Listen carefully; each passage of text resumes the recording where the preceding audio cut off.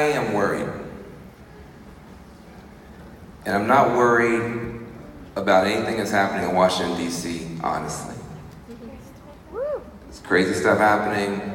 We know all about it. I'm worried about us. I'm worried about us. And part of the reason that we wanted to do this tour is it's about us. I have these two small unemployed people that live in my house. I don't know how they got there. I don't know why they think I am Uber. But they are almost, I was gonna say they're wonderful kids. These children were trained by Al-Qaeda. I don't know where they came from, but they do play sports. And what I've noticed about them is that after a big game, after a tough game, when they lose, that you kind of have to give them 10 minutes, 15 minutes to just be upset, to just be mad, especially if it's a big game and they really wanted to win and they lost. And that, the other team sucks and the referee cheated and Comey and the Russians and,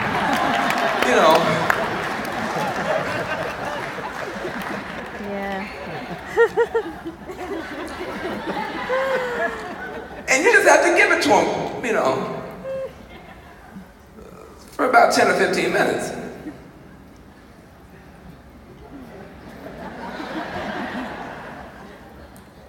But by the time you get in a car and you're driving home,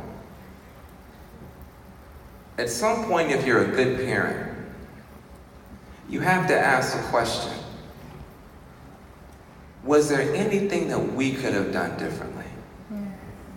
Was there anything that we could have done to have a better outcome? Because I don't think you're going to be a championship team just criticizing the other teams. I just don't think that's going to happen for you. So,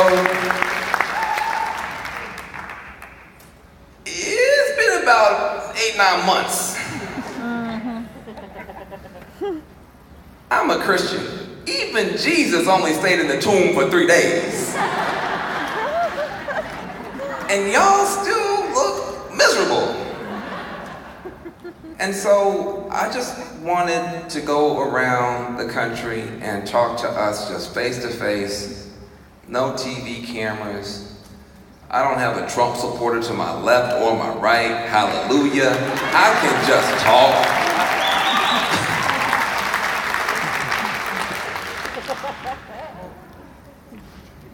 About what I think we need to learn if we're going to get the country back that we want. And I'm not even talking about Republicans versus Democrats. I'm just talking about people who have a certain set of values. I think there are 3 things we need to accept that are easy to ignore, but ignoring them hurt us. Number 1, here's a messy truth.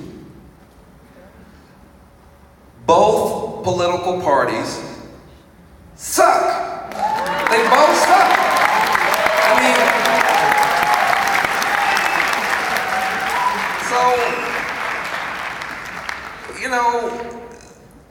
That's kind of a problem. We like to pretend that only one party sucks. But Democrats and Republicans in the 1990s signed off on mass incarceration. Democrats and Republicans in the 1990s said it was okay to build prisons everywhere. It was Democrats and Republicans who signed off on NAFTA and all these terrible trade deals that wiped out all these jobs. It was Democrats and Republicans who said, let's deregulate Wall Street. All the problems in the world. But the biggest problem? The bankers are oppressed. The bankers, yeah. Free the bankers. Leave be in prison, but free the bankers. What could possibly go wrong? And we lost $1 trillion and 1 million homes. Both parties said that was a great idea. Both parties said, let's go and get involved in these dumb wars overseas. So that leads me to my second point. Hurt people holler. Hurt people holler. When you have a bipartisan elite failure of a country that leaves millions of people in pain, they're gonna holler. And you're going to have an age of rebellions, which is what we're in. You're going to have Black Lives Matter jump up, and you're gonna have the Tea Party jump up. You're gonna have Occupy Wall Street jump up, and you're gonna have Trump and them jump up. You're gonna have Bernie Sanders jump up. You're gonna have all of these rebellions because the people have been let down. The rebellions are justified. Now, when Black Lives Matter holler, I like the way it sounds. When the Tea Party hollers, I don't like the way it sounds. But hurt people holler. And number 3, I hate to say this,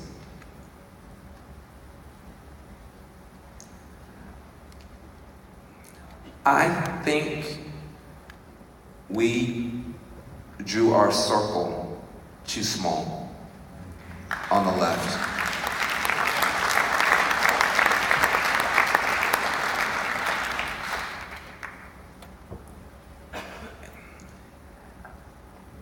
It's tough because it's become very fashionable to be in this new style of so-called discussion and debate. And I contribute to it every night on television, so I'm being a hypocrite. But just hear me out. It's now fashionable on both sides to be all projection, no reflection. Okay? It's all now about assigning blame. It's not about taking responsibility on both sides. And if you then try to come forward and try to take some responsibility, you're almost seen as a traitor. You're almost seen as somehow joining the other team. And so people don't want to be honest. People are afraid to tell the truth to each other, so we just keep recycling the same thing over and over again. Yeah, they suck, they suck. Yeah, they suck, they suck. Oh, they're snowflakes, they're snowflakes. Oh, they're bigots, they're bigots. And at some point, I think we drew our circle too small. We got very good at defending the people who have been traditionally left out. And I'm so proud of us for that. I'm so proud of us for sticking up for the Muslim community. Which, by the way, why are we mad at the Muslims? I mean, I just want to point out that they have the lowest crime rate of any group in America. They have the highest educational attainment for women of any group in America. They have the lowest divorce rate. Listen, if a Muslim family moved next door to you, you should be very happy because the chances of your children getting in trouble just went way down. Yeah. Went way down. Because Muslims are awesome. They're the best group. So why are we mad at them? Most of the terrorism is being committed by non-Muslims. So I don't get it. So I'm proud that we stood up and stood with the Muslims. I'm proud of what we've done with LGBT. And we're going to keep doing it. And there will be transgender folks serving in the military. And there will soon be a transgender person in the White House. So y'all just have to deal with that. Just have to deal with that. I'm proud of what we've done sticking up for the immigrants and newcomers, 11 million people who are the backbone of this economy. And not just in the fields, not just in the service sector. You go down to Silicon Valley, it's an app being made right now by somebody who ain't got no papers. So I don't know why you want them to leave. I like my Twitter. So I'm proud that we stood with Black Lives Matter. I'm proud that we stood with all the people who've been traditionally left out and spat on and shoved to the side.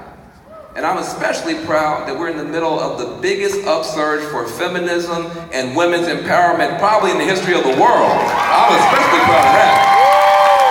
Wonder Woman ain't So, proud of all that. Proud of all that.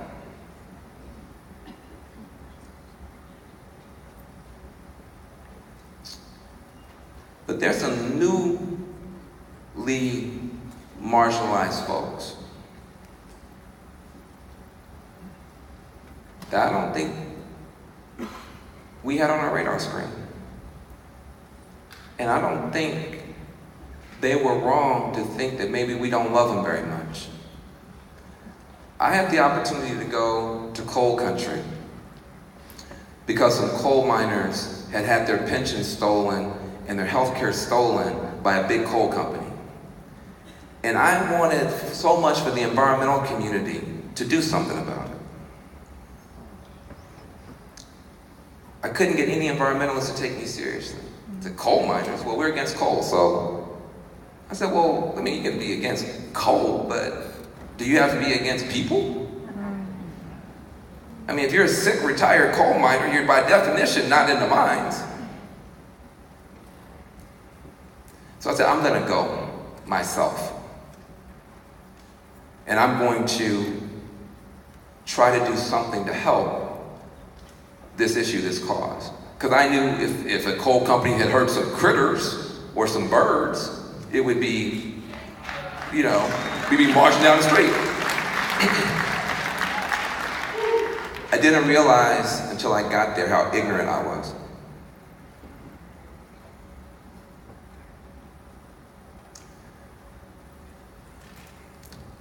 So I show up, dressed in a full suit, with a tie,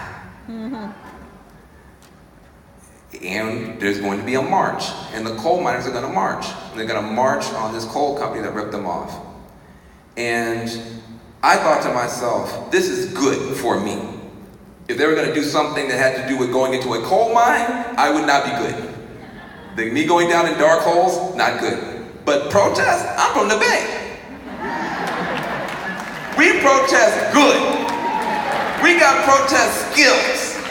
I got a protest resume.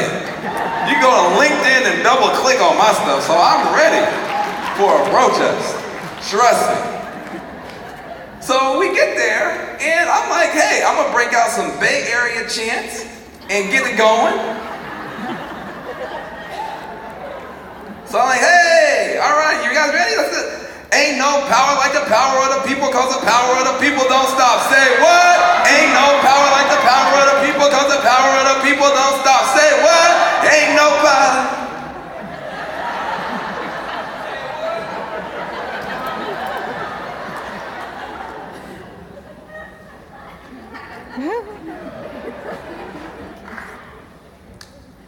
Awkwardly enough,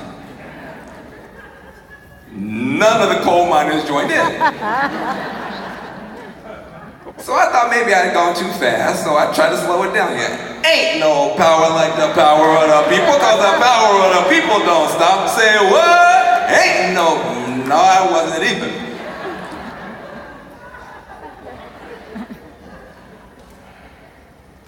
So then I started taking it personally. I know I'm black, but you gotta be rude about me. I'm just trying to participate.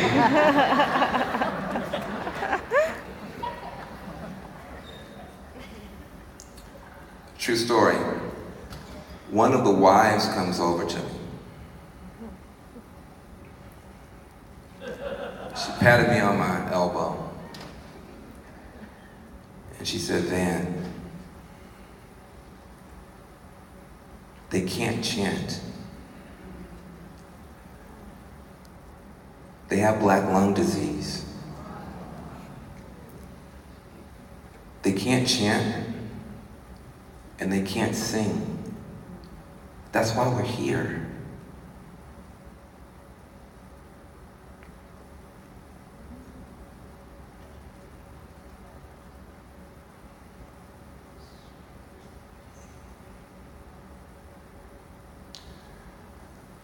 I don't care who they vote for. I don't care who they vote for. they can vote against us and they can vote against me every time. But I don't want them to die because they're sick, because they risk their lives and their lungs and their bodies to go down in some holes to keep the lights turned on for me and you. I don't want them to die. I don't want them to die. I want them to live a long time and vote against me every time. I'll go pick them up. What happened to that? What happened to that with us? We're in danger of becoming the thing that we are trying to oppose. We are in danger. We're in danger. People say, Ben, how can you reach out to these Trump voters? These Trump voters. When they say Trump voter, I mean, you think they and I almost feel bad, like I did something wrong. But I had an experience that I don't think enough people who shared that experience have talked about. But I worked in the Obama White House. And racism is nothing new in America. I remember we would get, every time there was an article about President Obama in the New York Times, in Time Magazine, Washington Post, you read the article, don't read the comments. Don't read the comment section. N-word, N-word, N-word. Ape, ape, ape. Monkey, monkey, monkey. In the New York Times, we would get emails. N-word, N-word, ape, monkey. We would get letters written out with the return address on the letter. I didn't say they were smart, I'm just saying. N-word, N-word, N-word.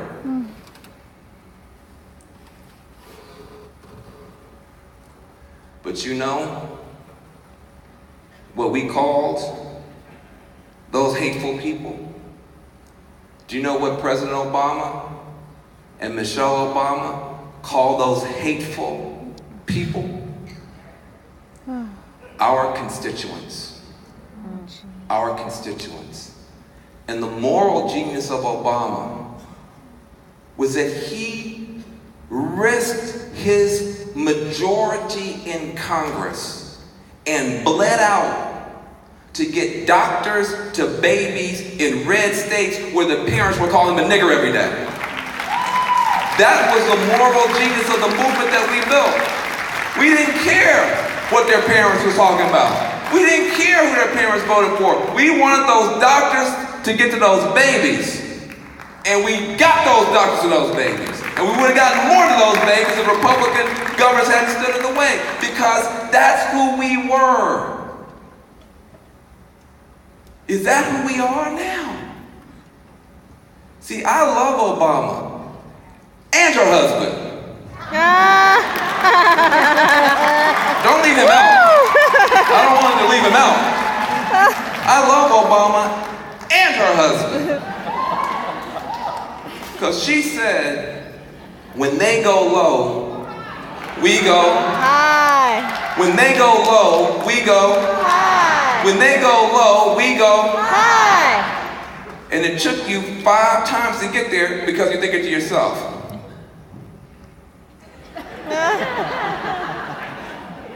when they go low, we go high. And they kick us in the nuts.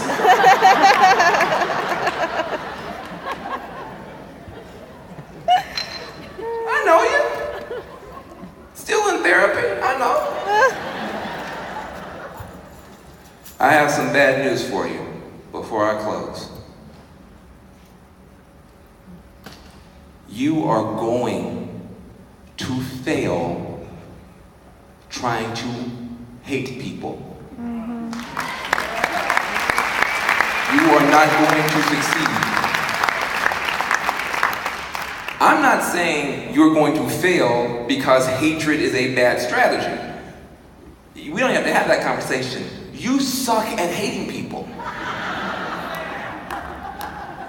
Y'all are too sensitive. You cry too easy. You just suck at hating. You're just not gonna do it. So, keep trying. Good luck. But the great danger is not that you're going to fail somehow to change the Trump voters. And how can we change these Trump voters? How can we change the Trump voters? No, the danger isn't that you're going to fail to change the Trump voters. The danger is that the era of Trump is going to change you, and already has. And so that's why we have the Love Army. And that's why we're here. Because we just know you too well. You've always been this way. You've always been weird. You've always been weepy and worrying about critters. Little bitty kid, I'm worried about the polar bears. The polar bear would eat your ass.